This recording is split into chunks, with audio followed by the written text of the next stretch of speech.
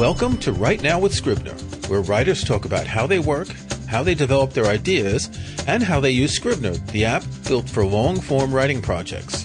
I'm your host, Kirk McElhearn, author of Take Control of Scrivener. Today I'm happy to welcome April Davila. April lives in California. She studied to be a scientist. She didn't like science, and she has turned into a writer. She has written one novel called 142 Ostriches, and she teaches about mindfulness in writing, which we'll get to later. April, thank you for joining me. Thanks for having me. Excited to be here. So, on your website, when you talk about the book, you have a section, Why Ostriches? And obviously it was the first thing I looked at, why ostriches? Because, we think of ostriches as this weird creature. I've never met one in person. Yeah. I've seen llamas, actually. I've seen llama farms. And this led me down, I don't want to say an ostrich hole, but a rabbit hole to learn more about ostriches. And I found it really fascinating. So why ostriches? Yeah, I went to college down here in Southern California and I fell in love with the desert. I was a science major. I studied ecology. I just love the desert. But then when I realized I didn't want to spend my life in the lab, I wanted to do something more creative.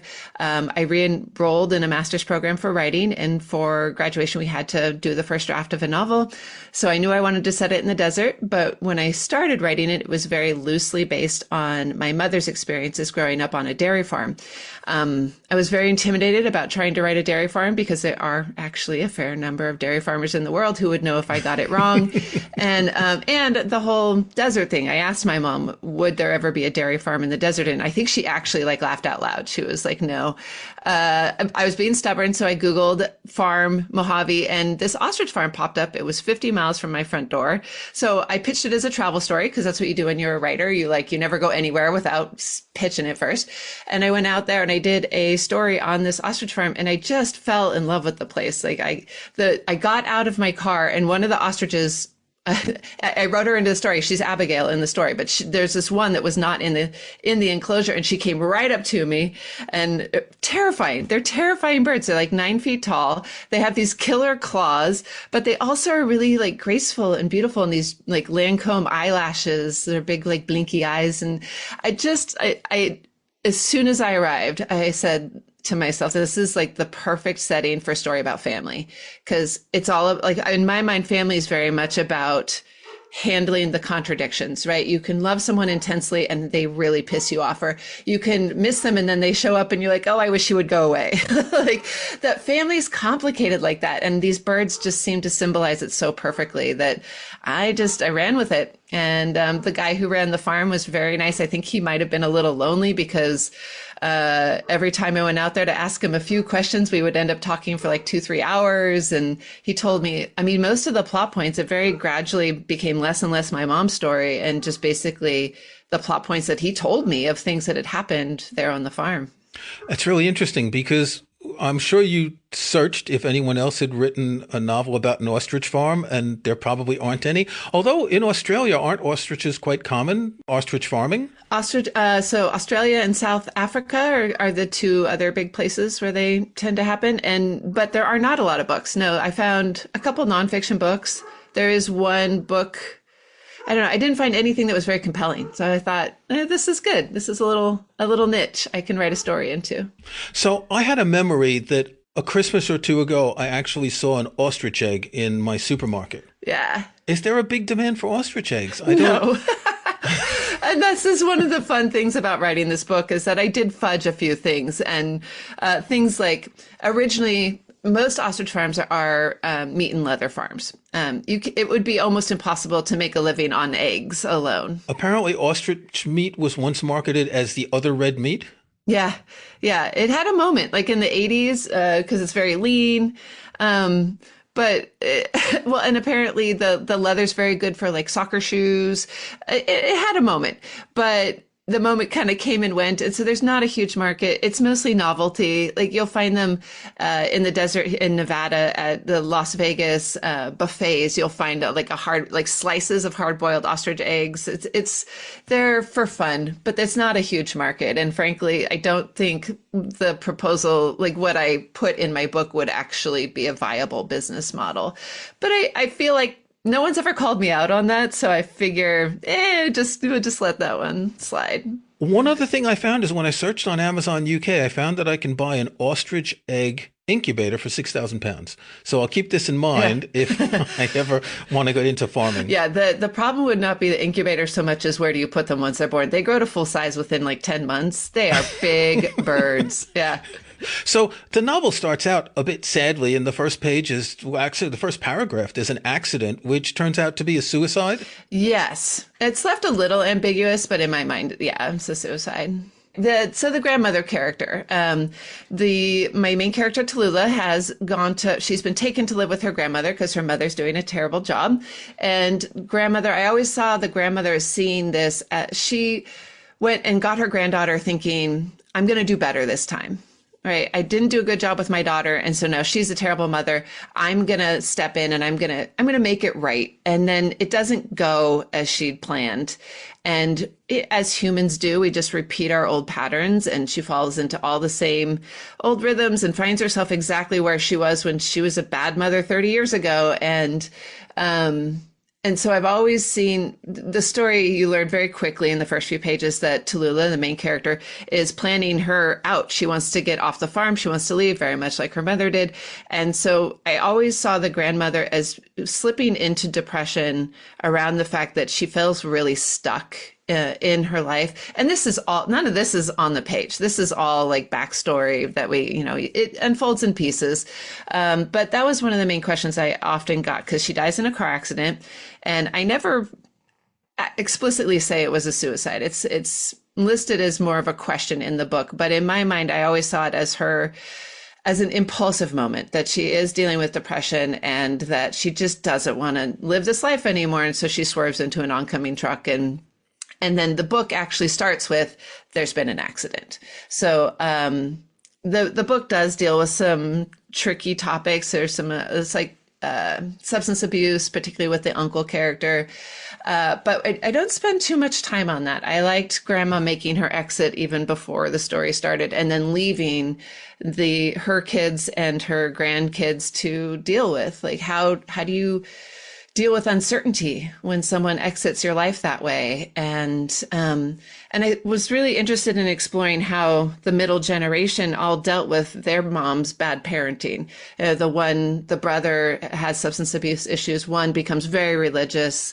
And then my main character's mother, I guess she's a highly functional alcoholic is how I would describe her, but never can sit still. She's always on to the next thing. So just a wildly dysfunctional family. And then this younger character, Tallulah, who's trying to decide how she wants to live her life. Does she stay on the farm? Does she go off and live her own life?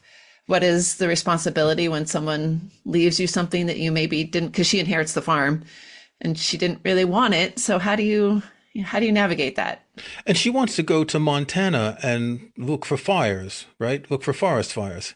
Yeah, be the Forest Service. I think she's drawn to the idea of forests in general, having been raised in the desert.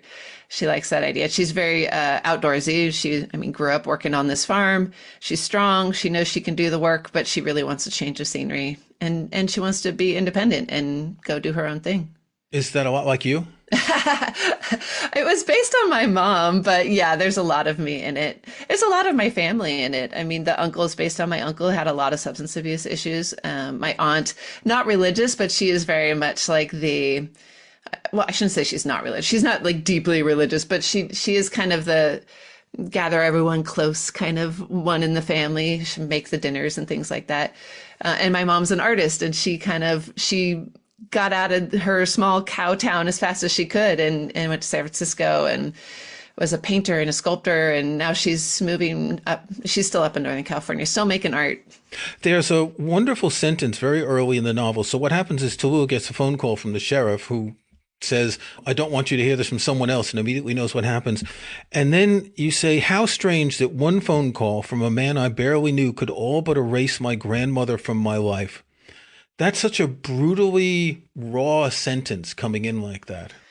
Yeah, I really struggled with where to start the book. I don't want to give any spoilers, but what is now one of the center beats of the book was where I started it for a long time. And then I realized that I started too late, because I was having to cram a lot of things into backstory.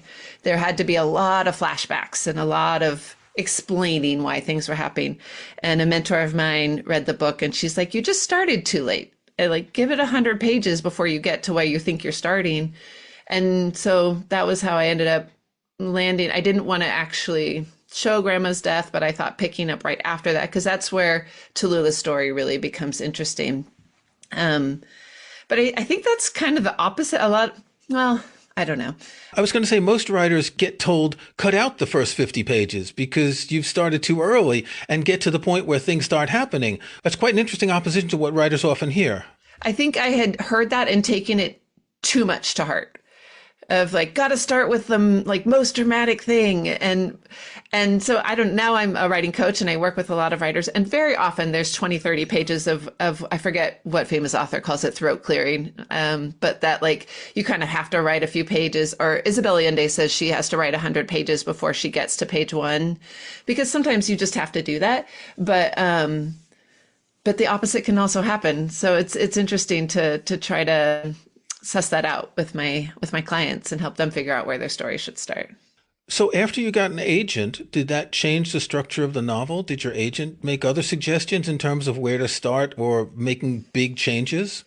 No, my agent actually had very few suggestions. He was really happy with it as it was. He had a few small tweaks here and there. But no, it mostly went out to editors as it was when I queried it.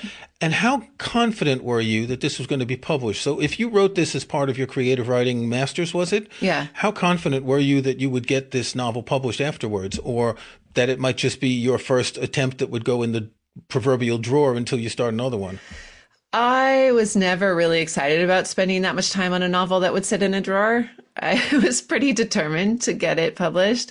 Now, I wanted to go the traditional publishing route, and so that is largely dependent on other people. But I was very fortunate, and I should say the draft I turned in for my thesis is nothing like the book that actually ended up being the book, right? There was 10 years between when I finished my thesis and when I queried my agent. But when I did query my agent, it was I had a very unusual experience, because I had met him in grad school 10 years before, and he had said to the class, when it's ready, send me your query. And so 10 years later, I'm querying, and I said, you probably don't remember me, but you came to my class and you expressed interest in my pitch, and so the book is ready. And he got back to me immediately. I sent him the full manuscript, and I queried him on a Monday, and on Friday he asked to be my agent. Like, it was that quick. We were like, bam. So there wasn't a lot of space for worrying in that. It was very, very much a roller coaster in that 1 week. The doubt came after that, because then, as much as he loved the book, we had a lot of trouble selling it he sent it out to the editors that he knows, and just a lot of, rejection always comes, whether it's from the agents or the editors. It's going to be in there. So I tried to roll with it, but I asked him at some point, should I rewrite? It's not landing. He said, if we were getting the same feedback from every editor, I'd have you rewrite. But it just, one editor loved the characters, but not the story. One loved the story, but not the characters. And he said it just has to find its home. And then we found John Sconamelia at Kensington. He loved it. And then the rest is history. So yeah, there was worry in there for sure. Okay, we're going to take a break. When we come back, we're going to talk more about your writing, and we're going to talk about how you integrate mindfulness into writing.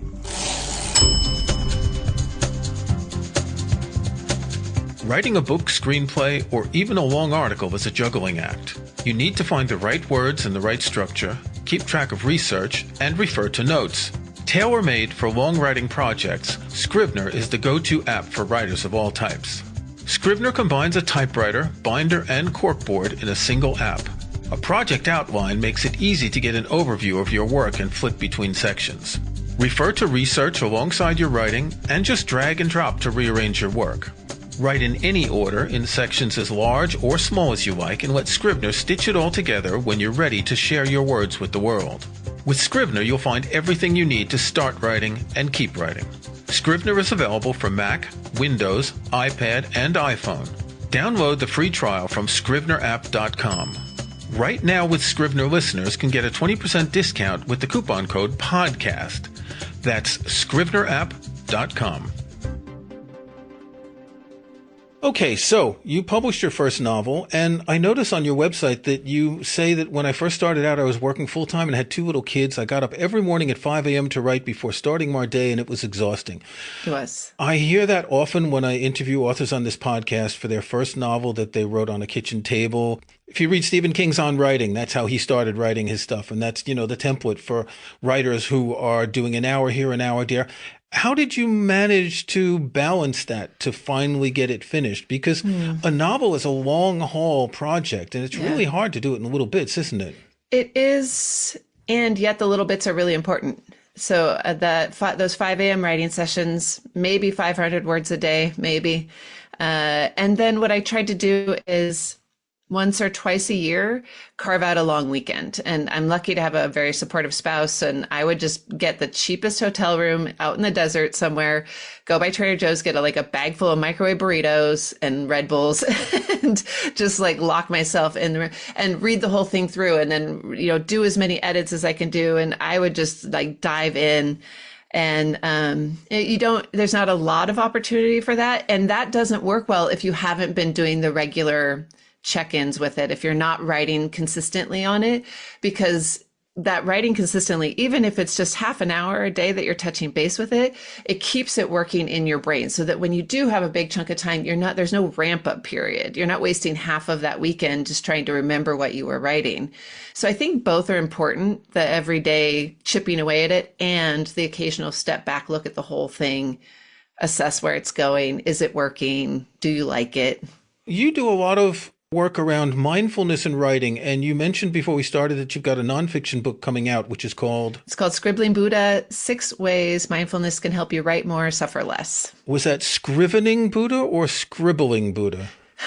Scribbling. Sadly, yes. I wish I could tell you it was scribbling for the purpose of this podcast, but a Scribbling Buddha. Scribbling Buddha is actually the name of my newsletter. I do a Friday kind of roundup of 8 great things from the world of writing and mindfulness. And so when it came time to name the book, I really like that name of Scribbling Buddha. It brings a great image to mind of someone who is balancing both the logistical tasks of writing and the kind of letting go of mindfulness, and life is such a balance, right? And writing is just a microcosm of life.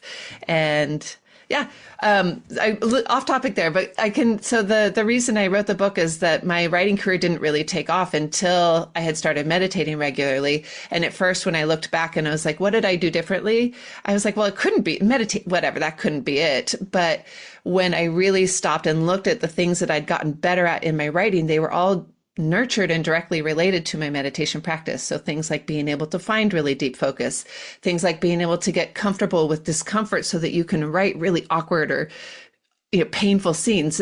Stories are not much of a story if they don't have conflict. And as humans, we don't like conflict. And so and I see this a lot with my clients now, they skip over the hard parts, and the hard parts are the best parts, but they're really uncomfortable to write. And mindfulness can teach you to get comfortable with discomfort. I don't know if we have time to go through all 6 of the things, but it was a fun exploration. I tell you what, after the book comes out, maybe I'll have you on again and we can talk about all 6. I'd love that. But I do want to discuss the principle. You are practicing in the Vipassana tradition, the insight meditation tradition, which is one of the oldest Buddhist traditions in the U.S., started around, the 1970s. There have been several books about creativity, and I want to say there's a bit of a trend about mindfulness and creativity. Well, it is an excellent tool for creativity. I would love for it to be a trend. I personally am kind of on a mission to change the narrative around the whole tortured artist thing. I'm done with that. I'm over that. It's it's not working. So this idea more of the embodied creative, this idea that you don't have to suffer, you can actually enjoy yourself. It's not always going to be easy, but I think that's one of the lessons that mindfulness meditation can teach us, is that even if things aren't easy and fun, there's something very satisfying about them. And I think anyone who's engaged in writing gets that, because not every time you sit down to write is it going to be a super fun thing to do, but there's something very satisfying about capturing what you really meant to say on the page in a way no one else could say it. It's such a good feeling. And mindfulness is a wonderful tool for that. I think it's fair to say that most writers find writing to be a struggle. that it's not easy to get those words out. I've talked to many people on this podcast who say the first draft is like giving birth in a way. You get more of the flow when you're revising, when you've got a lot down, but it is, as you say, you've got this resistance to dealing with conflict and saying things honestly that you have to get through. But your practice isn't, I'm going to meditate and then write, is it? Your practice is more holistic than that. Well, yes and no. I mean, the way I work with my writers, and again, there's 6 things, right? But where I usually start with my writers is that we do a meditation called insight meditation, where you have a thing that you're focused on and you just notice when your thoughts wander and you come back to that anchor over and over again. And then we end the meditation and we transition to our writing. But the invitation is to consider like that you're not ending the meditation so much as shifting the anchor from whatever anchor you were on to the writing. So now the writing is the thing that you're focused on and you're writing, and a thought will come up like, I should move the laundry along. And you just like, that's just another thought. I'm going to let that one go. But if the thought comes up of like, oh, I know how to end that chapter, then that's the thought you follow. But the point is that you give yourself the choice. And that's where the mindfulness comes in, is that because I've never met a writer who can't relate to having sat down to write and suddenly you're like organizing your closet, right? Because it's like the subconscious, writing is hard. I'll go do anything else. But if you can recognize that thought before it derails you, then you stay at your desk and you finish the pages and you get the words on the page. And before you know it, you have a draft. And so just that practice alone of meditating right before you write. And I have a writing community, and we meet every day at 9:30 Pacific to meditate for 15 minutes and write for an hour. And it's not necessary. We're not like meditating about our writing. We're just meditating. And then we transition into our writing, trying to maintain that idea around focus and just noticing the thoughts that arise and choosing whether they are useful or not and letting them go if they're not. It also helps to have people on a Zoom call keeping you accountable. Yes, that's true. And in fact, there are a lot of writing groups that do that. They'll start a writing session for an hour and everyone's just writing while they're being watched and watching the other ones. Yeah. And you're kind of embarrassed if you're not writing because the other people, you can see they're typing away and you don't want to be the one looking up at the ceiling or whatever. Or leave like an empty chair in your Zoom screen. You're like, you got to stay there. And my writing community is a huge part of my regular writing routine at this point because it holds me accountable. I do my meditation. I get at least an hour of writing, even if I don't do any writing the rest of the day. It's very powerful. Okay, let's talk about how you use Scrivener. Did you use Scrivener for your novel? I use Scrivener. Yes, I am such a Scrivener nerd. I'm so excited to be on this podcast. Yeah, so I used it for the Ostrich book. And one of my favorite tricks with Scrivener for that book was that I labeled all the chapters with colors by days of the week because I kept losing track of when things were happening. And so I made like Monday was red and Tuesday was orange and on so that I could see visually like when things were happening, and I could just kind of know of like, oh, there's been a night has passed before this chapter. So that was a big one for me. And then the book I'm working on now is, so the premise is that I'm writing a story about a woman who's running an ultra marathon, which is 100 miles. And the conceit of the book was like 100 miles, 100 chapters, like little short chapters, but that most of it is told.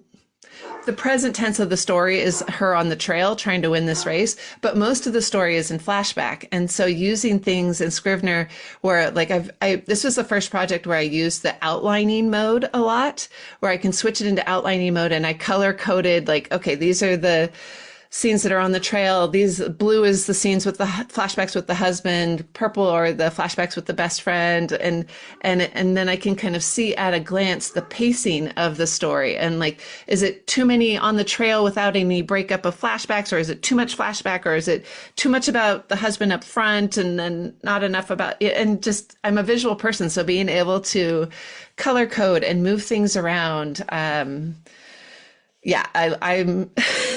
my writing group teases me because I'm always like singing the praises of Scrivener, but many of them have come to see the light of what a wonderful bit of software it is. Come to see the light. I like that. What you said as a pull quote. I'm curious, and I've talked to several authors who've had multiple timelines.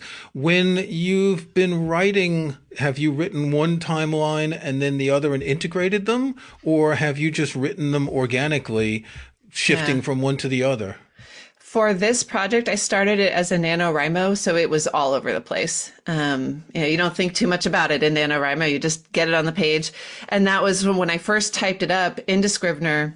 That was another thing that it really helped me to break it up and think about it in terms of scenes. So, okay, this is a scene that's happening on the trail. This is a scene that has to happen in flashback, and break those into sections in my binder and then color code them, and then, have a good sense of what is actually in the story. But for this one, no, I usually write really linearly. On other projects, I tend to from start to finish. But this one, I think because it was a NaNoWriMo project, it was just a hot mess when I hit the 50,000 word mark, and it took a fair amount of organizing, which thanks to Scrivener was a lot easier than it would have been. So what other Scrivener features do you use often? You said you're a Scrivener nerd. You must have a few favorites. Oh my gosh, so many. The goal tracking is one of my favorites, where you could, especially for NaNoWriMo, you said it because I love doing NaNoWriMo, but kids are off school for the week of Thanksgiving. My husband's birthday's in there. I know I'm not going to be writing every day. So when I can go in there and say, I'm going to write Monday, Tuesday, Friday every week, and then it'll tell me how many words I have to write in those days to hit the goal. And then when you miss one and it recalculates for you automatically, it's when I open my Scrivener, it's the first thing I do is the Shift Command T, how many words do I have to write today? Because it'll just tell me. And I don't have to worry about, because I used to do that kind of calculation and write it down on pieces of paper, and I constantly would spend half an hour doing math before I sat down to write, which was silly.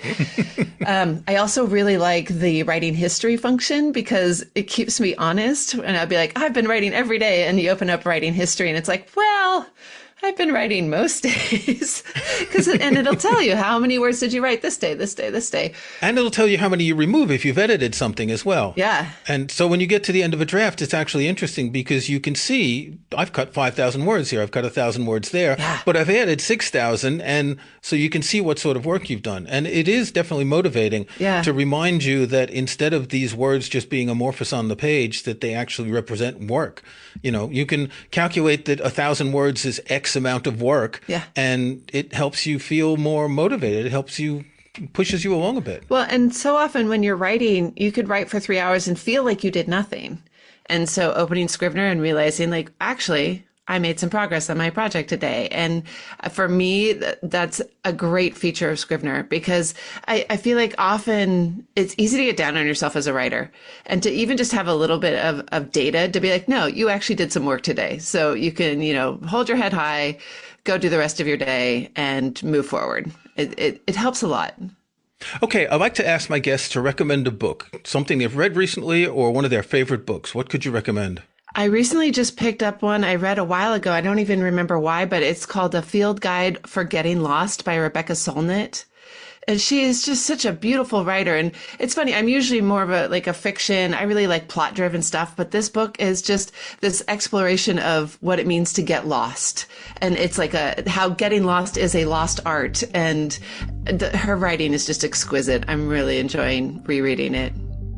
Okay, April Davila, thank you very much for joining me. Thank you for having me. If you enjoyed the podcast, please follow it in Apple Podcasts or your favorite podcast app. To learn more about Scrivener, go to scrivenerapp.com. Join us next month for another conversation on Right Now with Scrivener.